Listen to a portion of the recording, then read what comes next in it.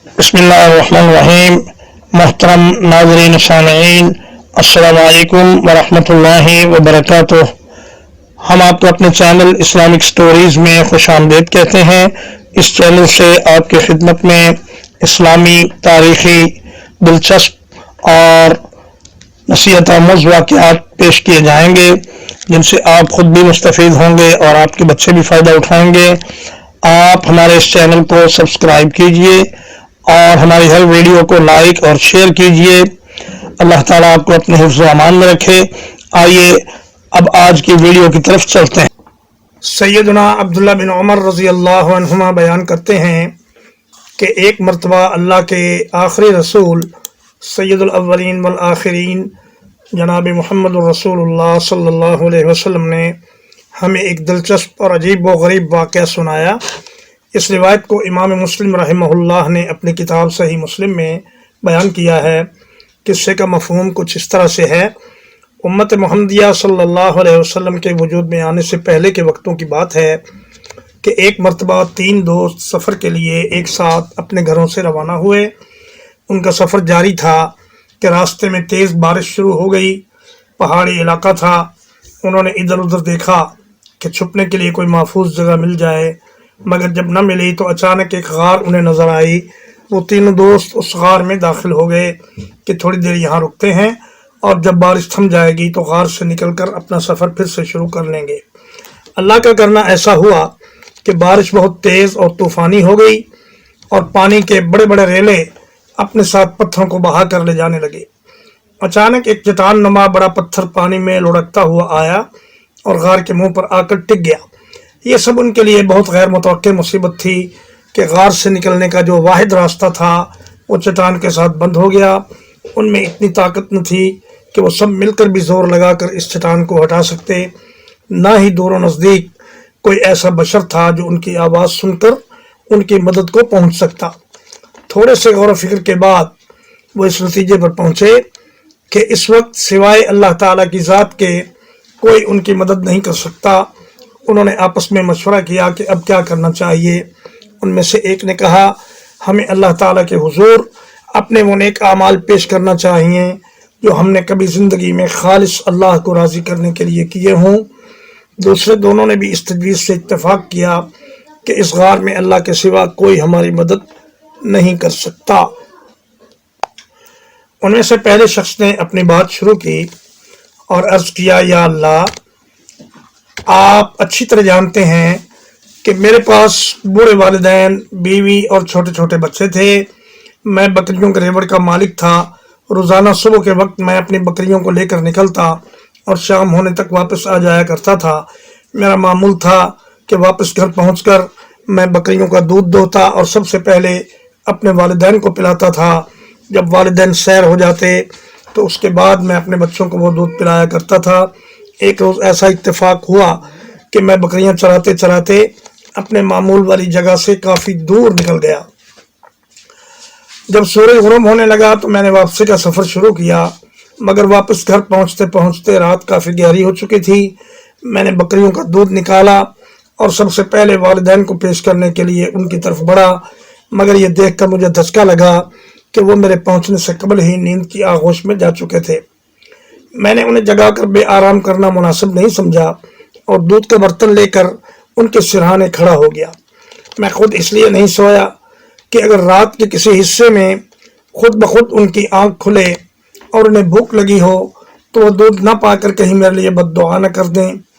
मेरी बीवी तो सब्र के साथ बैठी रही, मगर बच्चे भूख से बिलबिला रहे थे। वो मेरे पैरों में लौट रहे थे और मुझसे दूध मांग रहे थे, लेकिन मैंने कहा मैं अपने मामूल के खिलाफ नहीं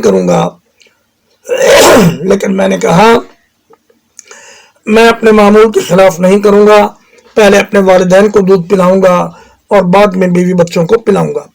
या अल्लाह, तो जानता है कि मैं सारी रात दूध का बर्तन लेकर वालिदैन के सिरहाने खड़ा रहा और जब सुबह के करीब उनकी आंख खुली तो मैंने बच्चों को भी दूध पिलाया और ख़ुद भी पी लिया।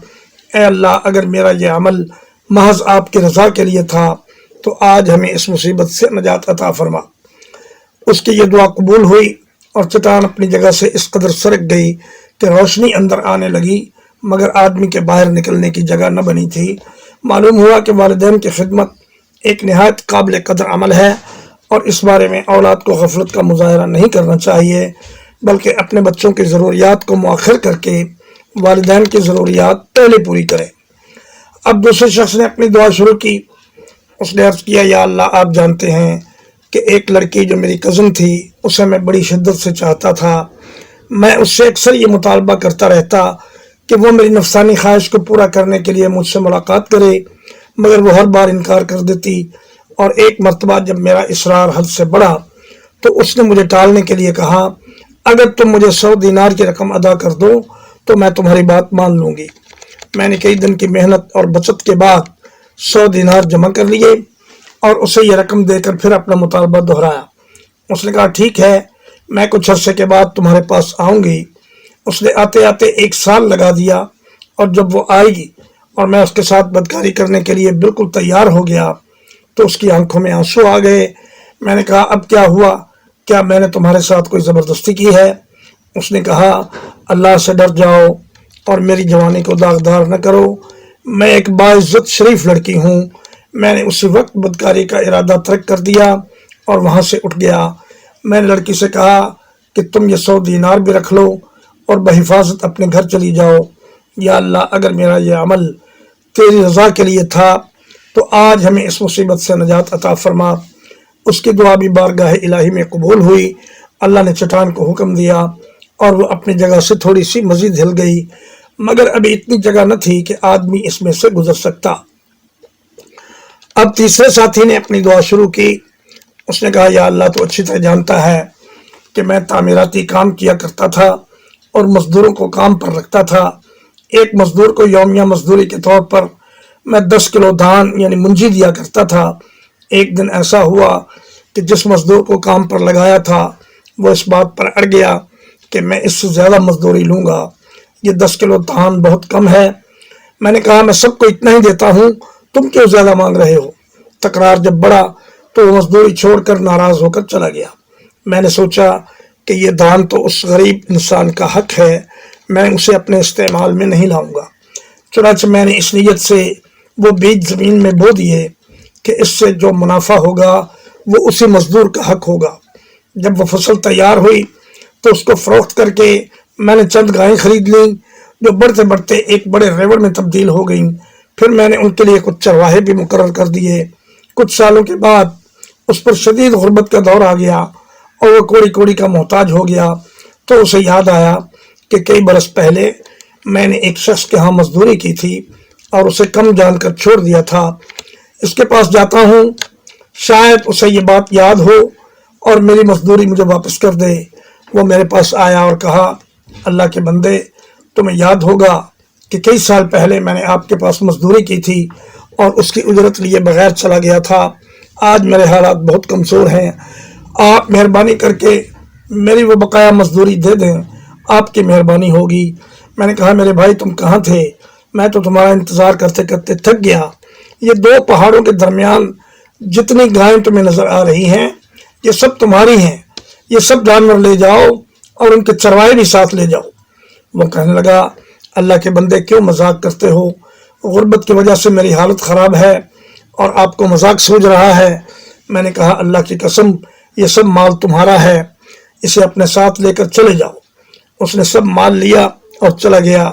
या अल्लाह, अगर ये सब कुछ आपकी रज़ा के लिए था तो आज हमें इस मुसीबत से नजात अता फरमाइए। चुनांचे चट्टान थोड़ा सा हिली और बाहर निकलने का रास्ता बन गया। वो सब गार से निकल गए।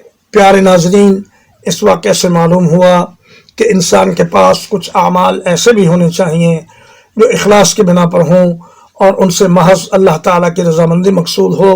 ये भी पता चला कि नेकी कभी ज़ाया नहीं होती और इंसान को इसका फ़ायदा दुनिया में भी होता है और आखिरत में भी होगा। नाज़रीन किराम, अल्लाह ताला आपका हामी और नासिर हो।